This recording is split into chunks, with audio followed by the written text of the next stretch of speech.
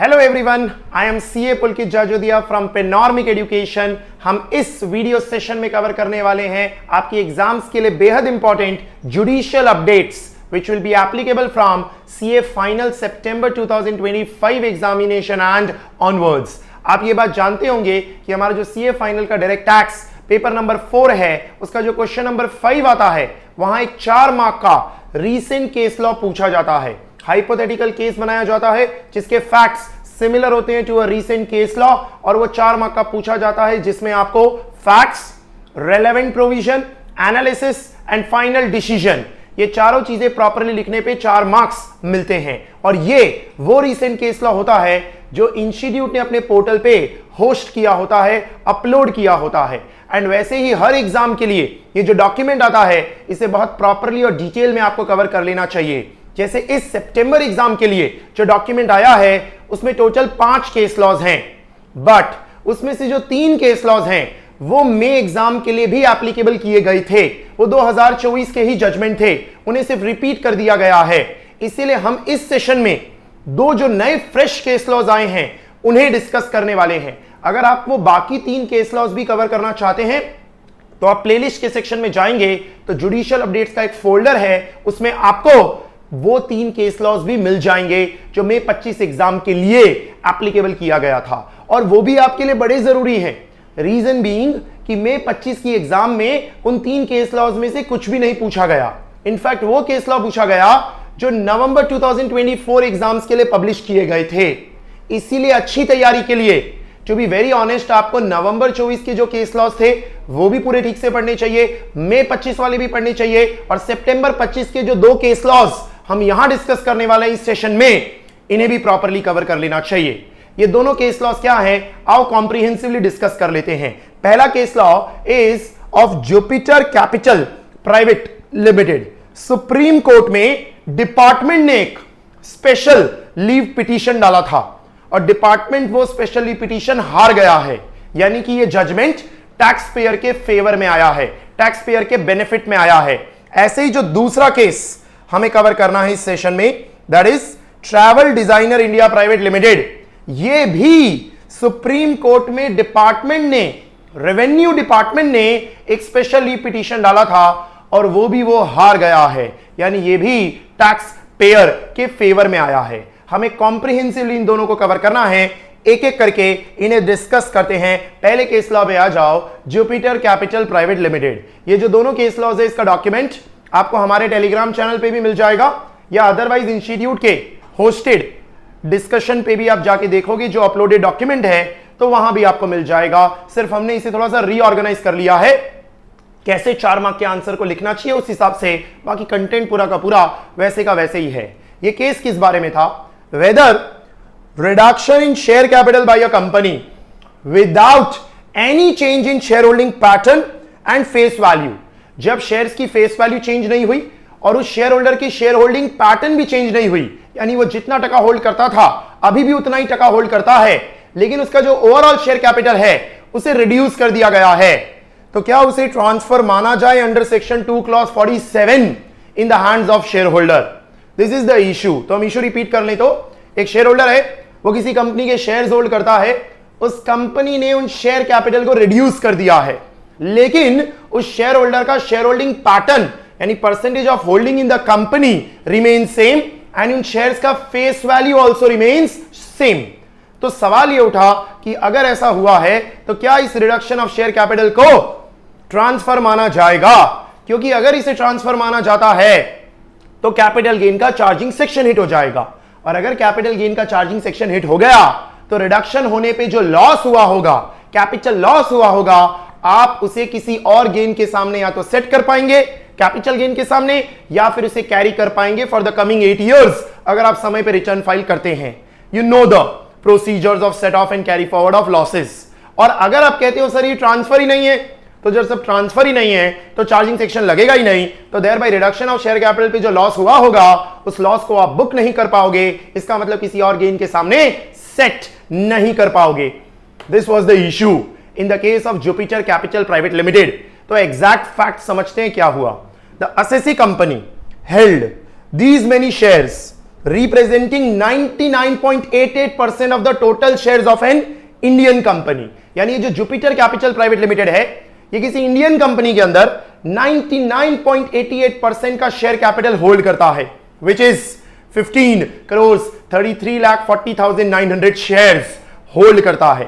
ये जो Indian company है वो कौन सी थी, आपकी जानकारी के लिए बता दूं, आपने नाम शायद सुना होगा, एशियानेट न्यूज नेटवर्क लिमिटेड। आपने साउथ में सुना होगा, साउथ इंडिया में एक न्यूज चैनल है एशियानेट, उसके शेयर्स होल्ड करता था Jupiter Capital Private limited. Basically Jupiter Capital Private limited is involved in investing money in various companies and making money out of those investment. ये वो कंपनी है। तो इसने एक Indian company Asianet news network के अंदर 99.88% की होल्डिंग अक्वायर कर रखी थी। The company incurred losses. Which company? Asianet, वो इंडियन कंपनी जिसमें इन्वेस्ट किया था, उसने लॉसेस इनकर किए, जिसकी वजह से उसका नेटवर्थ इरोड हो गया, यानी भयंकर लॉसेस हुए। लॉसेस तो उसका नेटवर्थ काफी इरोड हो गया। तो उस कंपनी ने क्या किया, हाई कोर्ट में एक पिटीशन फाइल किया for reduction of share capital. अपने शेयर कैपिटल को रिड्यूस करने के लिए हाई कोर्ट में पिटीशन फाइल किया एशियानेट ने। और from these many shares of the company, total shares हैं ये जो ऊपर दिए थे वो तो 99.88% थे जो Jupiter Capital Private limited hold करता था। ये जो टोटल शेयर्स हैं उन्हें रिड्यूस करके 10,000 शेयर्स कर दिया गया। पूरा शेयर कैपिटल रिड्यूस किया तो टोटल नंबर ऑफ शेयर्स भी रिड्यूस कर दिए गए बाय द हाई कोर्ट, जिसमें पिटीशन डाला था एशियानेट न्यूज नेटवर्क ने, क्योंकि उसका नेटवर्थ इरोड हो चुका था। कॉन्सिक्वेंटली ये जो जुपिटर कैपिटल प्राइवेट लिमिटेड है उसके जितने शेयर्स थे वो गिर के 9,988 पे आ गए। The share holding percentage is still same, क्योंकि 10,000 शेयर्स जिस पे वो गिरा दिया गया उसमें से 9,988 शेयर्स यानी 99.88% तो अभी भी उसी के पास है। इसका मतलब उसका शेयर होल्डिंग पैटर्न चेंज नहीं हुआ। However the face value of the shares remain same at ₹10। Face value भी चेंज नहीं किया गया, सिर्फ उसकी जो पेड अप वैल्यू थी उसे रिड्यूस कर दिया गया। तो फेस वैल्यू भी वहीं का वहीं रह गया। यानी आपने जो प्रीमियम के साथ इन्वेस्ट किया होगा शेयर्स में, जब मार्केट से एक्वायर किया होगा, तो वो मार्केट वैल्यू तो गिर गई, लेकिन आपने उसकी फेस वैल्यू नहीं बदली, वो ₹10 पे ही है, even after reduction in share capital. The high court also directed the company, ये हाई कोर्ट ने एशियानेट न्यूज नेटवर्क को डायरेक्ट किया कि आप इतना मुआवजा पे करें, इतना कंसिडरेशन पे करें to Jupiter Capital Private Limited, क्योंकि आपने उनके शेयर कैपिटल की वैल्यू को रिड्यूस कर दिया है। As a consideration the assessee claim the long term capital loss accrued on reduction in share capital. भैया उसको ये 3,17,00,000 समथिंग अमाउंट तो मिल गया जुपिटर कैपिटल प्राइवेट लिमिटेड को, लेकिन सर इतना इन्वेस्टमेंट थोड़ी था, इन्वेस्टमेंट तो इससे काफी ज्यादा था। इतना तो एज अ कंसिडरेशन कोर्ट के डायरेक्शन करने पे मिल गया, तो बाकी वाली तो उसकी लॉस में कन्वर्ट हो गई, क्योंकि जितना उसने इन्वेस्ट किया था उसके सामने उसे सारा पैसा तो वापस मिला नहीं। जब रिडक्शन ऑफ शेयर कैपिटल हुआ तो उसने कुछ पैसा लूज कर दिया। तो जब उसने कुछ पैसा लूज कर दिया क्योंकि उसे इतना ही कंसिडरेशन मिला, तो उसने क्या कहा कि मैं इसे लॉन्ग टर्म कैपिटल लॉस के रूप में क्लेम करना चाहूंगा, क्योंकि रिडक्शन ऑफ शेयर कैपिटल हुआ एंड देयरबाय मैं इसे किसी और गेन के सामने सेट करूंगा या इसे कैरी फॉरवर्ड करूंगा। जुपिटर कैपिटल प्राइवेट लिमिटेड ने डिसाइड किया और उस हिसाब से रिटर्न भरा। लेकिन जो असेसिंग ऑफिसर है उसे ये पसंद नहीं आया, उसने कहा ये कैपिटल लॉस नहीं मिलेगा आपको। क्यों? क्योंकि ये ट्रांसफर नहीं है। तो अपील की जुपिटर कैपिटल प्राइवेट लिमिटेड ने सीआईटी अपील्स में, you know the levels, CIT appeal ने भी डिसअलाउ किया, यानी कि सीआईटी अपील में भी जो टैक्स पेयर है वो हार गया और उन्होंने कहा कि we reaffirm the decision given by assessing officer and ये ट्रांसफर ही नहीं है तो देयर बाय कैपिटल लॉस नहीं मिलना चाहिए। तो जो असेसी है वो ट्रिब्यूनल में गया और ट्रिब्यूनल ने सीआईटी अपील्स के ऑर्डर को रिवर्स कर दिया, यानी ट्रिब्यूनल ने कहा कि इसे ट्रांसफर माना जाएगा एंड ये कैपिटल लॉस बुक किया हुआ सही है। तो आईटीएटी में टैक्स पेयर जीत गया। अब जब आईटीएटी में टैक्स पेयर जीत गया तो डिपार्टमेंट हाई कोर्ट में गया और डिपार्टमेंट हाई कोर्ट में गया ये कहते हुए कि ये क्वेश्चन ऑफ लॉ है, बिकॉज ये इंटरप्रिटेशन का मुद्दा है कि रिडक्शन ऑफ शेयर कैपिटल जब शेयर होल्डिंग पैटर्न सेम रहता है और जब फेस वैल्यू भी सेम रहती है तो उसे ट्रांसफर माना जाए या ना माना जाए as per 2 clause 47। And high court ने इस पिटीशन को एक्सेप्ट किया और एक्सेप्ट करके substantial question of law formulate किया कि इसे ट्रांसफर माना जाए या ना, क्योंकि अगर माना गया तो ये लॉस मिल जाएगा, अगर नहीं माना गया तो ये लॉस नहीं मिलेगा। हाई कोर्ट ने अफर्म किया ऑर्डर पास बाय ट्रिब्यूनल, यानी हाई कोर्ट में भी टैक्स पेयर जीता। हाई कोर्ट ने कंक्लूड किया कि यस, इसे ट्रांसफर माना जाना चाहिए। These are the facts of the case. अब इसकी एनालिसिस में उतरो। एनालिसिस में क्या हुआ?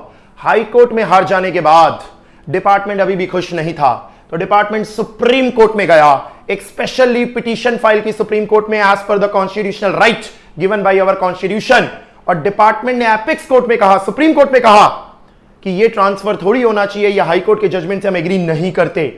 अब सुप्रीम कोर्ट ने क्या कहा?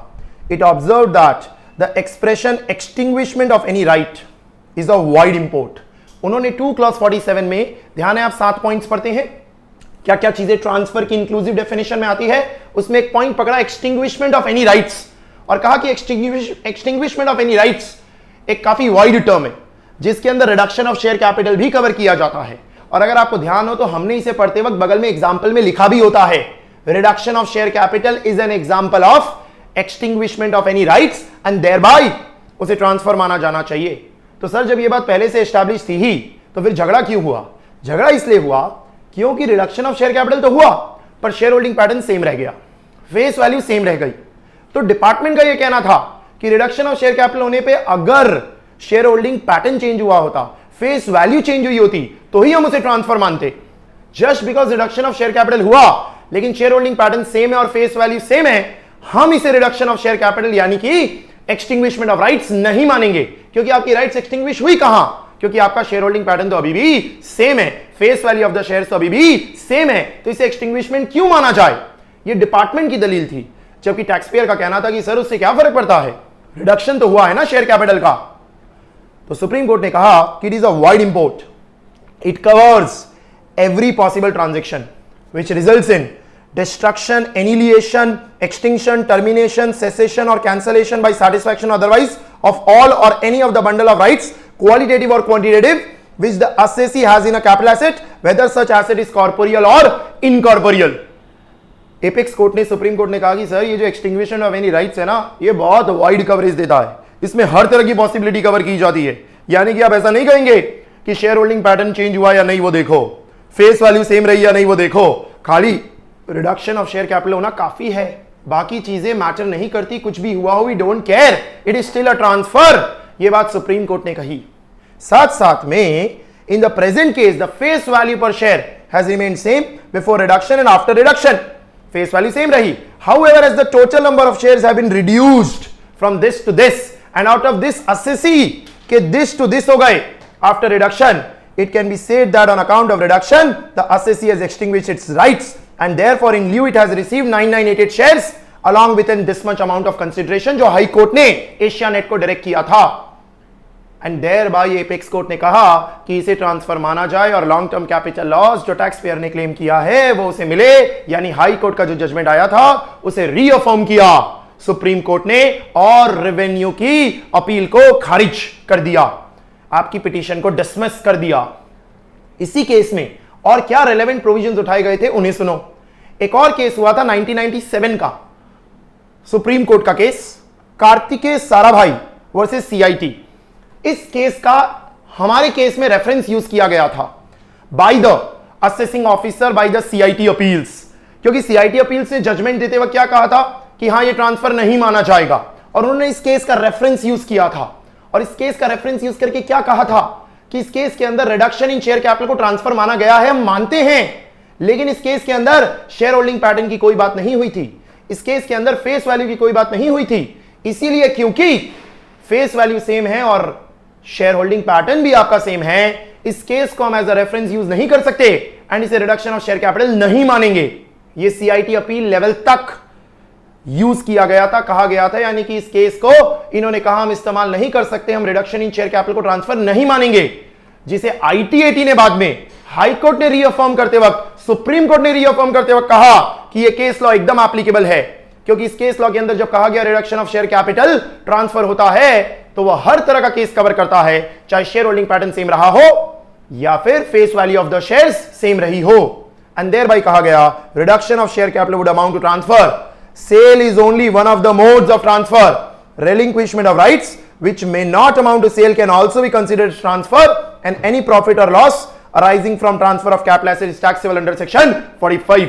यानी कि इन्होंने सेक्शन 2 क्लॉज 47 की एक्सटिंग्विशमेंट ऑफ एनी राइट्स के पॉइंट को यूज किया रेलेवेंट प्रोविजन में और कहा उसका वाइड एम्पलीट्यूड है, वो हर तरह का केस कवर करता है। और इस केस लॉ के अंदर भी जो एस्टैब्लिश हुआ था बाय द सुप्रीम कोर्ट कि reduction of share capital transfer है, खाली सेल कोई ट्रांसफर नहीं माना जाएगा, उससे भी हम यूज करते हुए ये कंफर्म करते हैं कि इस केस के अंदर जुपिटर कैपिटल प्राइवेट लिमिटेड ने जो किया वो सही किया एंड डिपार्टमेंट की पिटीशन को खारिज किया गया। तो final conclusion, accordingly the apex code held that the reduction in share capital results in transfer as there is extinguishment of rights. The capital loss arising on proportionate reduction in share capital is admissible even if the overall shareholding in the company remains unchanged post reduction. इस बात से कोई फर्क पड़ने वाला नहीं है। I hope आपको बहुत कॉम्प्रिहेंसिवली समझ आ गया कि इस केस लॉ के अंदर क्या किया गया था। मैं फाइनली इस केस लॉ का कंक्लूजन बता दूं तो आपको सारी चीजें याद तो देखो रखनी है कि जुपिटर कैपिटल प्राइवेट लिमिटेड एक इंडियन कंपनी में पैसा लगाया था, 99.88% होल्ड कर रहे थे। उस कंपनी का हालत खराब हो गया, लॉसेस हो गए, उसका नेटवर्थ इरोड हो गया, तो उसने हाई कोर्ट में पिटीशन डाला। तो हाई कोर्ट ने उसे कहा ठीक है शेयर कैपिटल रिड्यूस कर दो, नंबर ऑफ शेयर्स रिड्यूस कर दो, फेस वैल्यू सेम रखो और इतना कंसिडरेशन पे कर दो अपने शेयर होल्डर्स को। वो सब कर दिया एशिया नेट ने, उस इंडियन कंपनी ने। अब जब ऐसा सब कर दिया तो Jupiter Capital Private limited SSC और टैक्स पेयर ने कहा कि भाई हमारा नुकसान तो वही है ना, क्योंकि हमने जितना इन्वेस्ट किया था उतना थोड़ी मिला हमको और हमारे शेयर्स कम हो गए। तो देर भाई हमने भले सेल नहीं किया बट इसे ट्रांसफर माना जाएगा क्योंकि एक्सटिंग्विशमेंट ऑफ राइट्स है, अपने राइट्स जाने देना है एंड देर भाई इसके ऊपर जो लॉन्ग टर्म कैपिटल लॉस हुआ वो हम क्लेम करना चाहते हैं। जबकि डिपार्टमेंट यानी असेसिंग ऑफिसर ने उसे डिसअलाउ कर दिया, सीआईटी अपील्स ने भी उसे डिसअलाउड ही रखा, लेकिन फिर आईटीएटी ने उसे रिवर्स किया, ये कहते हुए कि कार्तिकेय साराभाई का जो केस था उसमें क्लियर हुआ था कि reduction in share capital transfer होता है, इस बात से कोई फर्क नहीं पड़ता कि शेयर होल्डिंग पैटर्न सेम रहा हो, चेंज हुआ हो या face value of the share same रही हो, चेंज हुई हो, हमें इसे ट्रांसफर मानना चाहिए।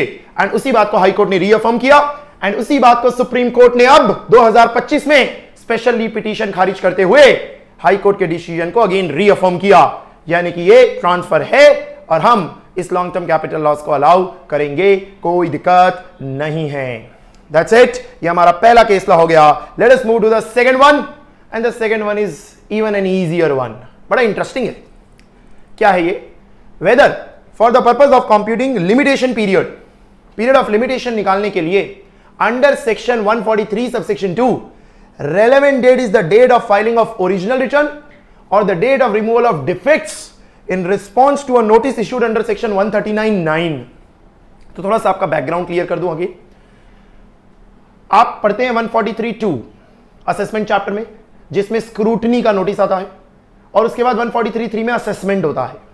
You understand that? पहले 143(2) का स्क्रूटनी नोटिस आना जरूरी है, फिर ही आपका असेसमेंट किया जा सकता है, जिस असेसमेंट की time limit to complete section 153 sub section 1 में दी होती है कि 143(3) का असेसमेंट कंप्लीट करने की एक टाइम लिमिट होती है जो अलग अलग है डिपेंडिंग अपॉन कि कौन से साल के असेसमेंट की बात की जा रही है। वो हमने काफी सारे केसेस पढ़े होते हैं depending upon which assessment year we are talking about. तो अब यहां क्या हुआ था इस केस के अंदर, इन्होंने रिटर्न ऑफ इनकम भरा, रिटर्न ऑफ इनकम भरने के बाद इनको नोटिस आया कि आपका रिटर्न डिफेक्टिव है। डिफेक्टिव है जो नोटिस आता है 139(9) में, आपने रिटर्न चैप्टर में पढ़ा होता है। और जब नोटिस आया तो उसके 15 दिनों के अंदर अंदर उसे सुधारना होता है, यह बात भी आपको पता है। इस कंपनी ने 15 दिनों के अंदर अंदर उस डिफेक्ट को सुधार दिया, 15 डेज में सुधार दिया। तो आपने यह बात भी पढ़ी होती है कि जब ऐसा कोई नोटिस आता है और आप उसे सुधार देते हो तो ऐसा माना जाता है जैसे कि आपने जिस दिन ओरिजिनल रिटर्न फाइल किया था उसी दिन यह सुधारा हुआ रिटर्न फाइल किया था। और अगर 15 दिनों के अंदर अंदर आप डिफेक्टिव रिटर्न के डिफेक्ट सुधारोगे नहीं, जब भी आपको नोटिस आया फ्रॉम द ऑफिसर, तो उस पूरे के पूरे रिटर्न को इनवैलिड कर दिया जाएगा। ये आपने पढ़ा। तो यहां इशू क्या उठा? इशू ये उठा कि सर जो हम 143(2) का नोटिस भेजते हैं जिसका एक टाइम पीरियड होता है, सर वो टाइम पीरियड क्या होता है? 3 months from the end of the financial year in which return is furnished. Currently यही है law, 3 months from the end of the financial in which the return is furnished. वो कौन से financial year के and से 3 months हम देखेंगे?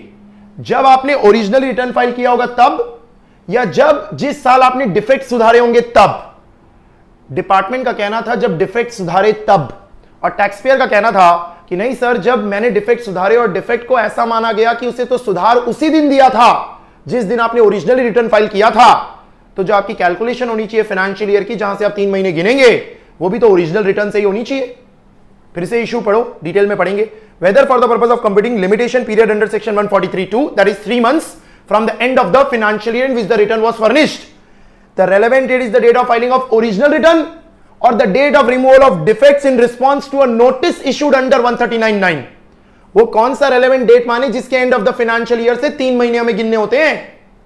तो facts क्या है? The assessee files his return as per 139(1). 139(1) के तहत उसने रिटर्न फाइल किया 29 नवंबर 2023 को। The return was found to be defective और उन्हें एक इंटीमेशन आया 10 जुलाई 2024 को। 10 जुलाई 2024 को यह इंटीमेशन आया कि 15 दिनों के अंदर अंदर डिफेक्ट्स ठीक कर दो।